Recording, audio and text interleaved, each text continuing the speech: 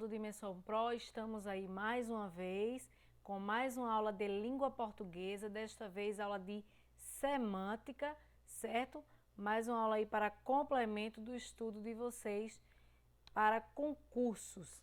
Desta vez, como foi dito, abordaremos alguns pontos da semântica e eu já gostaria aí de trazer para vocês, esclarecendo sobre um pouquinho a semântica, antes de adentrarmos a um contexto que eu coloquei no material de estudo. Tudo que nós relatarmos a respeito de semântica estará entrelaçado, interligado ao sentido da palavra, seja dentro de um contexto ou não, certo? Duas formas de contexto, um contexto literal e o contexto de forma contextual também. Então, vocês já abrem um leque aí na mente de vocês, tudo que for falado aqui a respeito de semântica está inteiramente ligado ao sentido da palavra, o valor semântico, a semântica, sentido da palavra. Pois bem, vamos lá. O que seria esta semântica? Venham aí comigo na tela, vamos agora observar. Eu já trouxe aí para vocês, como sempre procuro trazer o conceito e um exemplo prático, e aí vamos dando a continuidade. Então, semântica é a parte da gramática que trata do estudo do significado das palavras, seja esse literal ou mesmo contextual, o que eu acabei de trazer para vocês na abertura. Vai ser o significado da palavra, rapidamente aqui comigo, aqui na câmera. Vai ser o sentido da minha palavra, dentro do que realmente ela quer dizer, certo? No seu sentido literal, de grafia, ou em outros momentos, no sentido contextual, que é o que nós iremos chamar, novamente voltando para a tela, de denotação e conotação. Professora, eu já ouvi falar sobre isso, às vezes eu me enrolo um pouquinho, me confundo, e aí vamos lá trazer para vocês aí dois, digamos que bizu, só para fixar melhor na mente. Sentido denotativo da palavra vai ser o sentido literal, certo? E aí você pode puxar um ganchinho aí na sua mente, seja no seu material de estudo, no seu mapa mental. Denotação vem de dicionário, certo? Só para facilitar a compreensão e você não esquecer. Sentido denotativo da palavra, valor semântico da palavra em seu sentido literal, real, vem de dicionário, denotação de dicionário. Já o sentido conotativo, certo, que expressa uma conotação, vai ser quando o significado da minha palavra estiver numa forma posta de uma forma contextual, certo? Traduzindo, tanto no sentido real ou no sentido figurado. Claro, galera? Pois bem, vamos aí, trazendo só apenas conceito agora do que eu já abordei para vocês, tentando esclarecer de forma mais simplificada. A denotação dentro da semântica é a forma de uso e a manifestação da linguagem em seu sentido literal, dicionarizado. Olha aí mais uma vez, só fixando sentido dicionarizado. Aí eu já trouxe um exemplo. Os répteis são animais vertebrados. Confirmado, correto. Répteis são animais vertebrados. Dentro do seu sentido literal, frase correta, certo? Lembrando, estamos agora estudando o sentido das palavras dentro dos seus contextos, que aí temos algumas formas. E é sobre essas formas, essas nomenclaturas de formas que nós iremos abordar e que, consequentemente, é cobrado aí na prova de vocês. A conotação, por sua vez, é a forma de uso e manifestação da linguagem em seu sentido figurado. Vejam agora o segundo exemplo. Ana é uma gata. Foi expressa agora, especificamente, o nome de um animal, mas quer dizer que Ana, um ser humano, está nesse sentido animal? Não. Nós conseguimos perceber que foi escrito de uma forma contextual, conotativa. A palavra grata foi inserida dentro de um contexto que não é o seu sentido real. Não estamos aqui falando de um animal. Ok até aí, galerinha? Pois bem, vamos lá. A sinonímia. Sinonímia, agora uma outra nomenclatura a respeito também da colocação das palavras, ela vai se referir às relações de proximidades de sentido que existe entre palavras sinônimas ou semelhantes. Vejam só, eu gostaria de chamar a atenção de vocês que nem sempre as palavras que estiverem, podem vir aqui comigo na câmera, as palavras que estiverem dentro de um contexto de sinonímia, nem sempre elas vão ser semelhantes. Elas podem ser sim, porque nós observamos. Sinonímia vem de sinônimo. Sinônimo vem de palavras semelhantes, certo? Bonita, linda, sentidos semelhantes. Porém, dentro do contexto de sinonímia, lembrem-se sempre, estamos falando de contexto, certo? Sempre devemos atentar ao contexto da frase, a colocação da minha palavra. Então, possa ser que dentro de uma frase, eles estabeleçam uma relação semelhante, ou não. Rapidamente aí na tela. Cláudia é muito generosa, bondosa. Aqui, as duas palavras elas estão no sentido de semelhança. Mas, por exemplo, venham rapidamente aqui comigo no quadro, se nós colocarmos o João, rapidamente, vou trocar apenas de piloto. O João é um menino ou é bondoso? Só para encurtar a frase. Bondoso. Já o Carlos é tinhoso.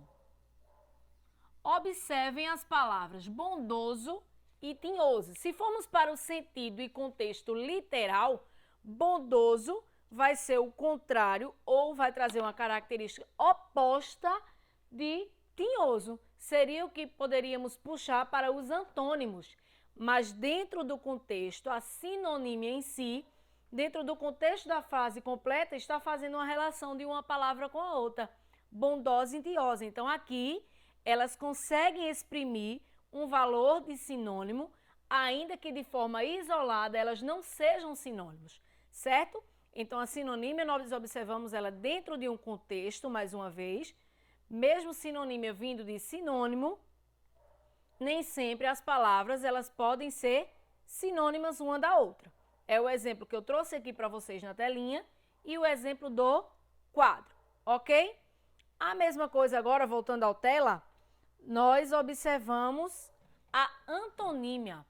A antonímia, se a sinonímia ela vai se referir a sentidos semelhantes dentro do meu contexto, a antonímia ela vai ter uma relação de oposição de sentidos que já existe entre palavras de significados opostos.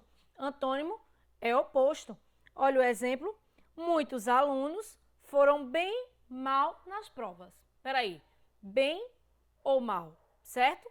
E aí existe uma palavra de complemento intensificando, por isso que a colocação das duas palavras, bem mal, ou seja, contrário uma da outra. Observando de uma forma contextual, talvez eles foram muito mal nas provas. Ok, pessoal? Então isso aí é a relação de sinonímia e antonímia. Vamos agora para a próxima nomenclatura e classificação dentro da semântica, chamada de hiperonímia.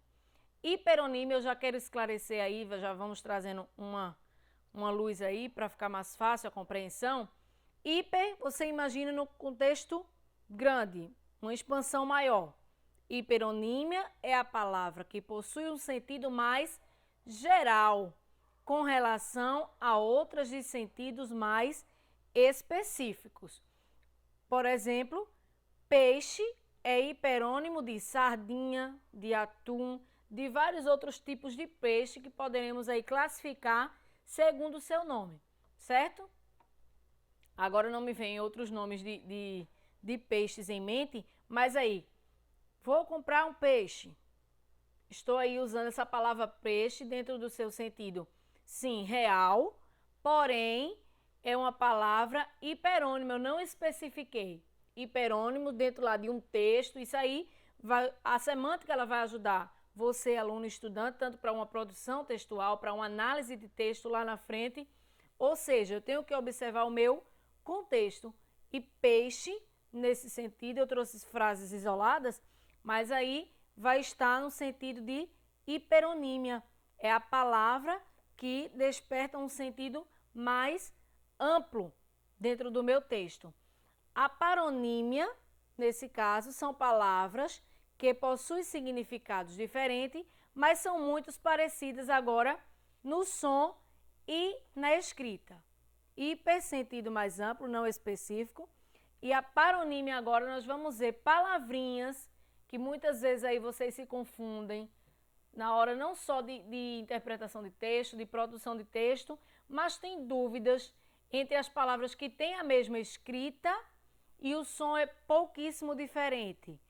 Ou tem o som igual e a escrita muda uma ou outra letrinha. Elas são chamadas de paronímia, certo? Pois bem, vejamos aí na tela alguns exemplos de parônimos. E aí, dependendo da modificação de letra, pode mudar todo o seu contexto de escrita, de interpretação, que pode corroborar com o erro, certo? Dentro de uma prova. Alguns parônimos, por exemplo, absolver vai significar absolver com L. Vai significar perdoar, inocentar. Já absorver significa aspirar, sorver, certo? Cavaleiro com L, é aquele que cavalga, certo? Já o cavalheiro é aquele homem gentil, educado. Percebam que o som é diferente, sim, para quem está atento, e a escrita também. E aí, quando você faz essa troca, seja ela em interpretação ou em escrita, tudo coopera para menos um ponto, certo?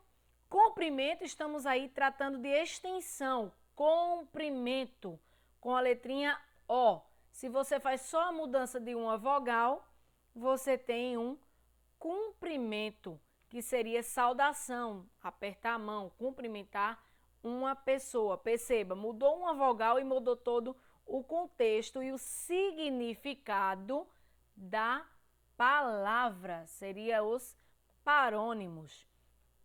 O que seria deferir? Geralmente, quando vamos fazer algum tipo de inscrição, né, para vocês aí, concurseiros, alguns que tentam alguns tipos de bolsa ou em faculdade, muitas vezes aí está lá, sua situação foi deferida, ou seja, o seu pedido, ele foi atendido, ele foi concedido. E eu sei que tem muitas pessoas que ainda ficam em dúvida, né? Isso o que seria esse deferido? Será que eu fui aprovado ou não? Certo? Então a palavrinha deferir seria atender, conceder. Já diferir, mais uma vez, ó, a mudança apenas de uma vogal, seria distinguir, divergir, veria de diferente, certo? Diferenciar. Então, deferir, atender, diferir, distinguir, divergir. Delatar seria denunciar. E dilatar seria alargar. Pois bem, continuamos aí nessa situação de mesma grafia e sons diferentes que podem resultar em contextos e situações diferentes. Agora falando da homonímia. Vejam só, falamos da hiperonímia, certo? Sentido maior, paronímia, ou seja, os significados são diferentes, porém muito parecido no som e na escrita. Agora vamos para a homonímia, que se divide em homógrafos e vamos ver o próximo na próxima sequência. Os homógrafos vai ser a mesma grafia, porém com sons diferentes, certo? Sons diferentes e contexto de frases também totalmente modificado. Então aí percebam e redobrem a atenção para a importância de observarmos os contextos, rapidamente falando, e os mínimos detalhes que a língua portuguesa ela pode nos trazer. E em horas de prova, nos causar aí casquinha de banana. Palavras, mesmo escritas, são diferentes. E aí você tem que observar. Vamos aí, nesta questão dos homógrafos, você vai ter que puxar aí um gatilho, se esforçar um pouquinho para o seu domínio nas classes de palavras, certo? É o exemplo aí da palavrinha começo nessas duas frases. Ou seja, primeiro exemplo, o começo da aula foi tranquilo, certo? Esse começo aí, neste contexto, nesse caso, tem aí a vogal tônica fechada, certo? Começo. E ele está estabelecendo uma relação aí como um substantivo. O começo, temos o artigo, e esse começo seria o quê? A palavra começo é o nome que nós damos quando vamos iniciar, certo? Seja uma aula, seja um trabalho, seja lá o que for que você vai iniciar. Então, substantivo, o nome da situação, aí ele estabelece uma relação de substantivo. Já no segundo exemplo, eu começo a entender esse tema, certo? Agora eu começo a atender esse tema. Percebemos aí uma modificação no sinal, certo? Na vogal tônica, ok? E agora esse começo viria de começar. Eu comecei a entender agora, certo? Se fosse mudado o tempo verbal. Eu começo a entender esse tema. Já não seria mais o substantivo do primeiro exemplo, e sim um verbo, ok? Então, os homógrafos são esses tipos de palavras. A mesma grafia, porém com sons dentro de contextos diferentes, exprimindo relações diferentes, ok? Olha aí o outro exemplo, diferente dos homógrafos. Temos os homófonos também. Agora eles possuem o mesmo som, porém as grafias são diferentes. E aí muito cuidado, são muitos detalhes, muitas informações para não haver a confusão na memória, certo? Homófonos, desta vez, possuem o mesmo som também, porém na hora da escrita são diferentes. Diferença também de uma letra. Por exemplo, fomos ao concerto ontem à noite.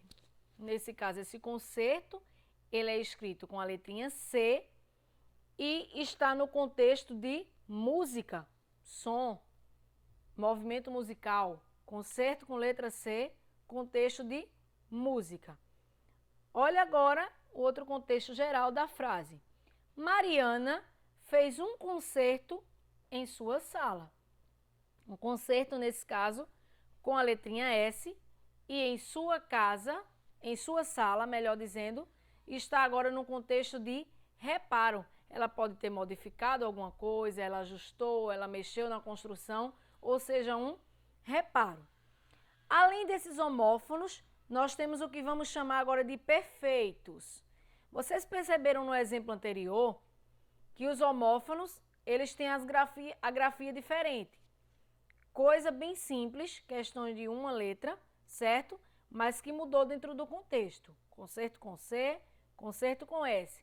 Agora nós vamos para o que chamamos de perfeitos, por serem a mesma escrita e o mesmo som. Professor, e como é que eu vou conseguir diferenciar qual é a relação que está causando, qual a classe de palavras, sobre o que é que está falando, pelo meu contexto também. Semântica é o sentido dentro do contexto, especificamente e abrangente dentro de dois contextos, seja ele o literal ou seja ele o contextual. Mais uma vez, eu tenho que avaliar o sentido sempre olhando para o meu contexto, certo, pessoal? Então, o que seriam os homônimos perfeitos? Vai ser as palavrinhas lá escritas da mesma forma, com o mesmo som, e eu observo o contexto. Por exemplo, eu cedo os livros para os alunos. Eu cedo, ceder. O que seria esse ceder? Eu empresto, certo? Eu te empresto. Eu vou ceder, eu cedi. Olha aí a gente começa a fazer colocações em tempos diferentes, então, e ver que esse cedo, aí modificamos o verbo, então, ele pertence à classe de palavras verbo.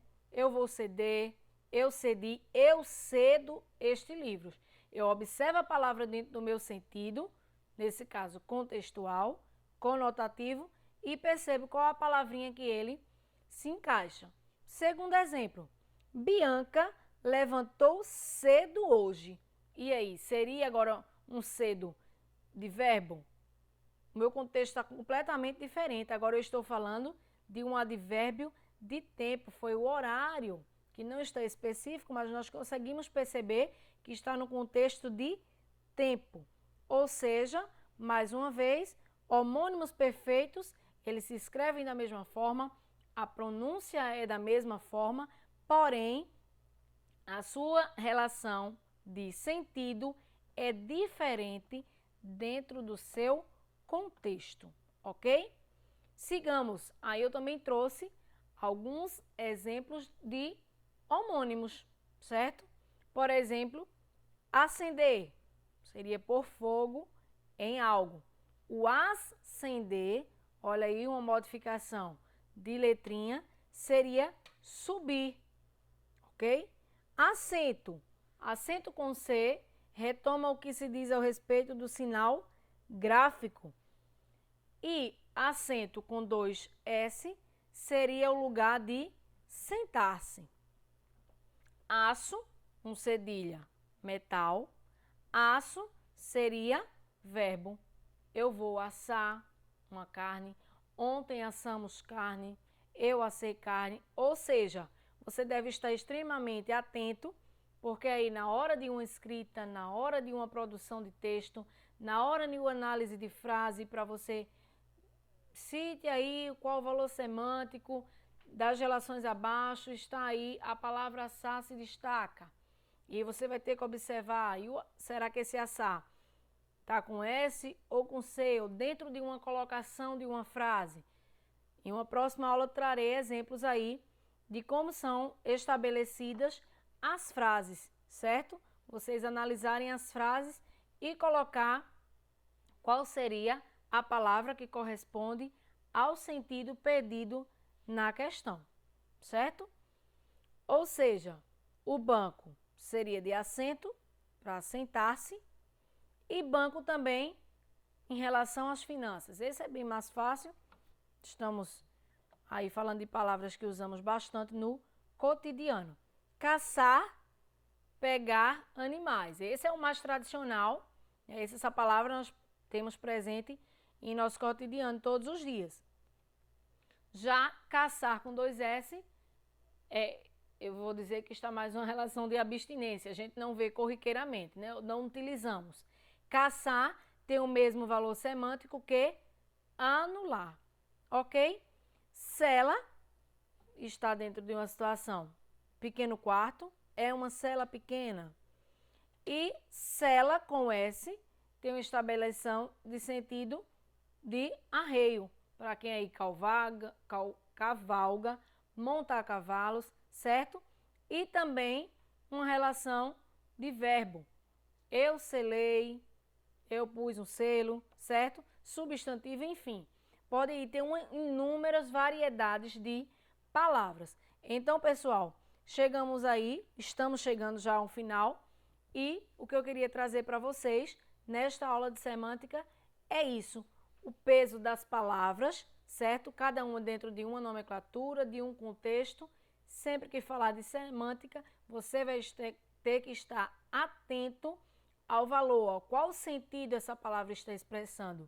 Dentro das provas de concurso, dentro das provas de vestibulares, enfim, são cobradas dentro de uma produção de texto ou dentro de análise de frase, qual seria essas colocações?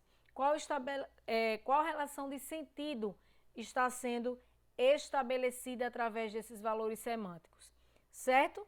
Então, é isso aí. Espero encontrar vocês aí numa próxima aula para darmos continuidade a questões de semântica, certo, pessoal? Sucesso!